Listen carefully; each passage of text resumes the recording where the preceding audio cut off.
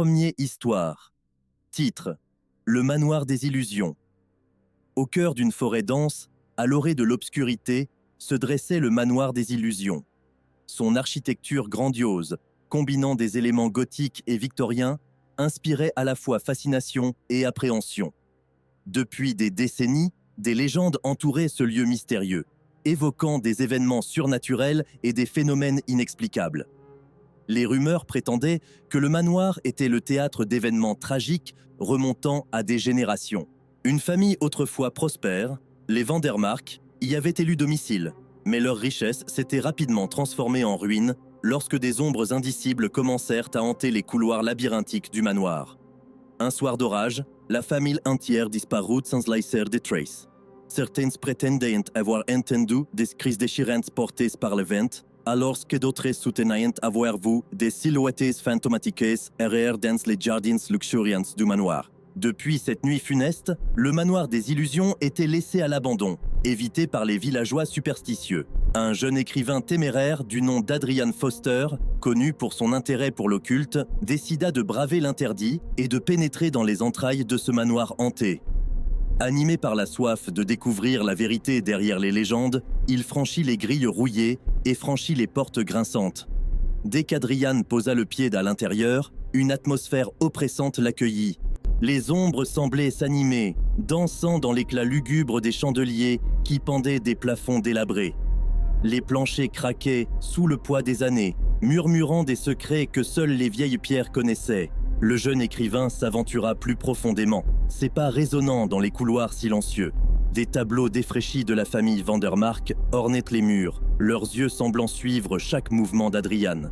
Une présence indéfinissable planait dans l'air, comme si les murs eux-mêmes possédaient une conscience. Alors qu'il explorait une chambre autrefois somptueuse, Adrian entendit des murmures indistincts, comme des chuchotements venant d'une époque lointaine.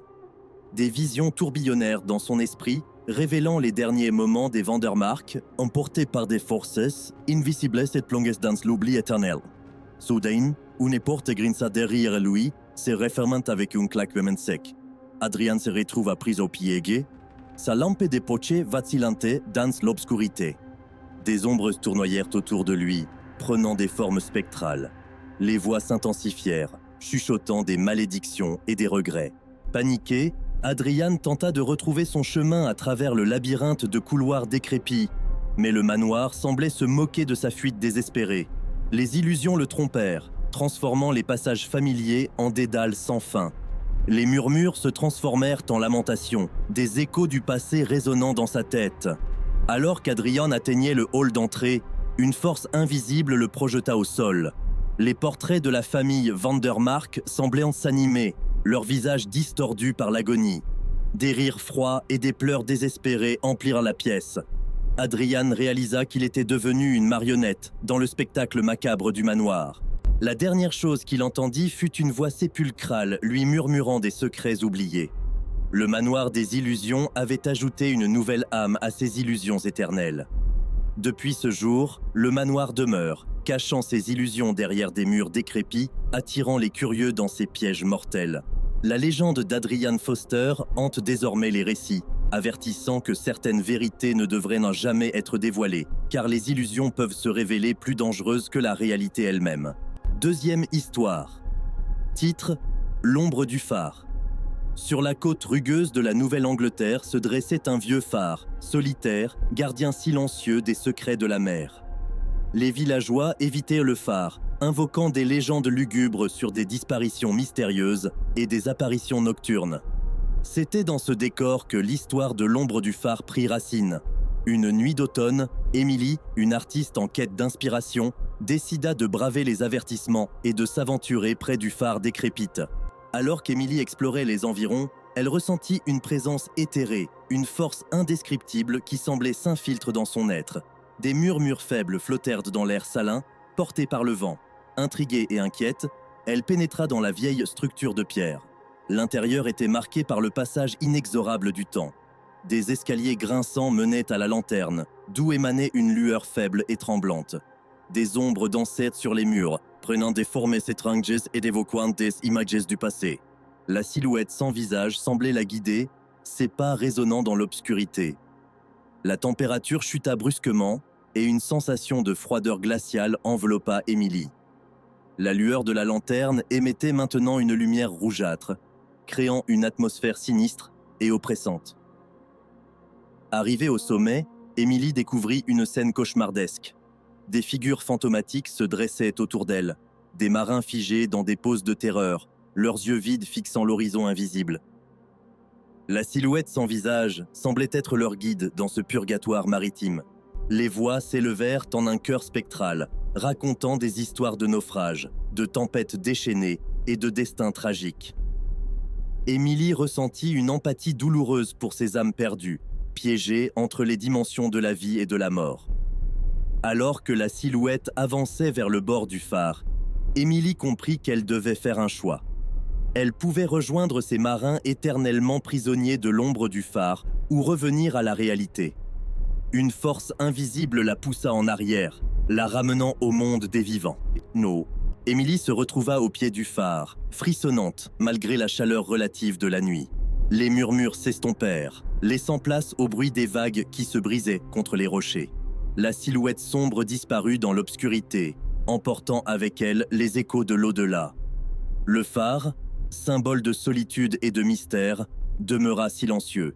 Les villageois continuèrent d'éviter son ombre imposante, craignant les secrets qu'il renfermait. Quant à Émilie, elle porta en elle le poids des histoires non racontées, des vies perdues et de l'ombre du phare qui persistait dans les coins sombres de son esprit. Troisième histoire, titre « Le miroir des âmes ». Dans une petite ville isolée, enveloppée d'une forêt dense et mystérieuse, se trouvait une maison abandonnée aux allures de manoir décrépit. La légende racontait que la demeure, autrefois habitée par une famille étrange et reclus, était hantée par des forces impies. Mais l'histoire la plus dérangeante était celle du miroir des âmes. Au fil des années, la maison avait attiré des curieux, cherchant à percer les mystères qui se cachaient derrière ces murs décrépits. Un groupe d'amis, avides d'aventures et de sensations fortes, décida de passer une nuit dans cette demeure sinistre. À leur arrivée, la lueur pâle de la lune éclairait la façade délabrée. Les portes grinçaient en s'ouvrant, laissant entrer les intrépides explorateurs dans un hall obscur. La seule source de lumière provenait d'un ancien lustre qui oscillait au plafond, créant des ombres mouvantes. Au fond du hall, ils découvrirent une pièce étrangement préservée, au centre de laquelle trônait un miroir ancien. Celui-ci, orné de motifs complexes, semblait refléter une réalité déformée. Intrigués, les amis s'approchèrent du miroir qui semblait les appeler. Lorsqu'ils fixèrent leur propre reflet, une sensation de froid glacial s'empara d'eux. Les visages dans le miroir semblaient déformés, exprimant des émotions tordueuses et des sourires malveillants. Chacun des amis sentit un frisson dans sa colonne vertébrale, mais aucun ne voulait détourner les yeux. Soudain, le miroir s'anima. Les reflets commencèrent à murmurer des secrets inconnus, révélant des vérités sombres et des regrets profondément enfouis. Les amis, pris au piège de cette vision dérangeante, ressentirent une pression oppressante dans la pièce. La lueur du lustre vacilla, plongeant la pièce dans l'obscurité.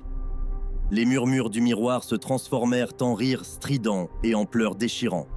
Les amis tentèrent de reculer, mais une force invisible les maintenait devant le miroir, les obligeant à affronter leurs propres démons intérieurs. Chaque reflet dans le miroir semblait prendre vie, se libérant de sa prison de verre pour errer dans la pièce. Les amis se retrouvèrent entourés d'apparitions tordues, des reflets déformés de leurs propres âmes. La réalité et l'illusion s'entremêlaient, créant un cauchemar indescriptible. Alors que les rires et les pleurs atteignaient un crescendo infernal, le lustre explosa, plongeant la pièce dans les ténèbres totales. Le miroir, désormais silencieux, reflétait uniquement l'obscurité. Lorsque la lumière fut rétablie, les amis se retrouvèrent seuls, épuisés et hantés par l'expérience dérangeante. Ils quittèrent la maison abandonnée, mais le miroir des âmes continuait de les hanter. Les reflets déformés et les murmures troublants persistaient dans leur esprit, rappelant que parfois, les miroirs peuvent refléter bien plus que des visages. Ils peuvent révéler les aspects les plus sombres de l'âme humaine, des ombres que certains préfèrent laisser enfouies dans l'obscurité. Quatrième histoire. Titre : Le miroir des âmes perdues.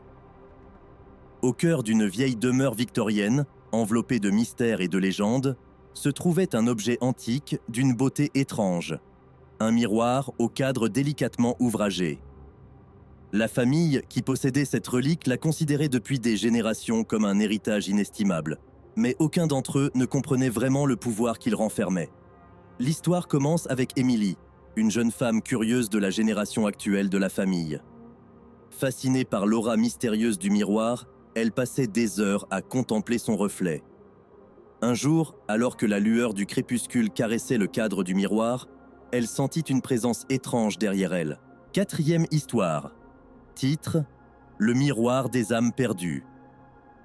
Au cœur d'une vieille demeure victorienne, enveloppée de mystères et de légendes, se trouvait un objet antique d'une beauté étrange, un miroir au cadre délicatement ouvragé.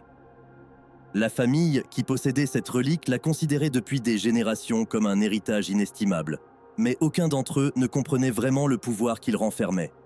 L'histoire commence avec Émilie, une jeune femme curieuse de la génération actuelle de la famille. Fascinée par l'aura mystérieuse du miroir, elle passait des heures à contempler son reflet. Un jour, alors que la lueur du crépuscule caressait le cadre du miroir, elle sentit une présence étrange derrière elle. Elle se retourna, mais il n'y avait personne. Intriguée, Émilie se pencha pour examiner le miroir de plus près. Elle y découvrit une inscription en caractères anciens, révélant que le miroir était un lien des âmes. Selon la légende, il pouvait révéler des aspects de l'âme que l'œil humain ne pouvait percevoir. Séduite par la promesse de découvrir des vérités cachées, Émilie décida d'explorer les mystères du miroir. À mesure qu'elle plongeait dans le reflet, elle fut transportée dans un monde éthéré, peuplé d'ombres et d'échos de voix lointaines. Les premières visions étaient floues, mais bientôt des figures spectrales émergèrent. Ces âmes perdues semblaient piégées dans le miroir, chacune portant le poids de ses propres tourments. Émilie réalisa que le miroir avait le pouvoir de révéler les regrets et les péchés les plus profonds de ceux qui s'y regardaient. Chaque reflet dévoilait une histoire tragique, des vies brisées par des choix regrettables, des amours perdus, des promesses non tenues. La jeune femme fut témoin de moments de désespoir et de chagrin qui semblaient éternellement capturés dans le miroir des âmes. Cependant, à mesure qu'Émilie explorait davantage, elle ressentit une présence sinistre, une force maléfique qui semblait se nourrir de la détresse des âmes emprisonnées. Elle comprit que le miroir n'était pas seulement un observateur passif, mais qu'il avait un appétit insatiable pour les tourments humains. Prise au piège entre les dimensions, Émilie lutta pour rompre le lien entre le miroir et les âmes torturées. À chaque tentative, la force maléfique intensifiait ses assauts, cherchant à absorber l'énergie vitale d'Émilie pour ajouter une nouvelle âme à sa collection. Le miroir, frémissant de mécontentement, relâcha son emprise. Les âmes tourbillonnèrent dans un dernier éclat avant de disparaître dans l'obscurité.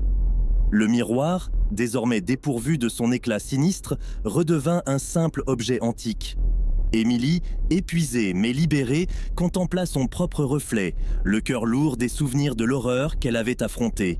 Elle comprit que certaines vérités étaient mieux laissées dans l'ombre, que certains miroirs étaient des portails vers des réalités insoupçonnées et que tous les reflets ne devraient pas être dévoilés.